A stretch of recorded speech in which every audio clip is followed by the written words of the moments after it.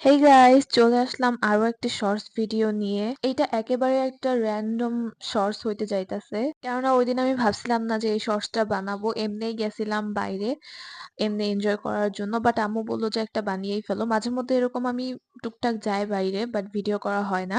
তো ওই দিন স্ট্রিট ফুড ট্রাই করার জন্য নবুই বাড়িতে গেছিলাম। এমনিতে সাধারণত আমি পুকুর পাড়ের ওদিকেই যাই, বেশি যাওয়া হয়, কিন্তু ওই দিন গেছিলাম।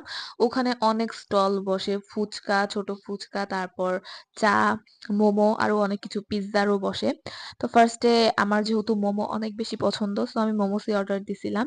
এক প্লেট মোমোর প্রাইস ছিল 120 টাকা, অ্যান্ড আমার কাছে মনে হয়েছে 120 টাকা হিসেবে মোমোগুলো ভালোই ছিল, আমার ভালোই লাগছে।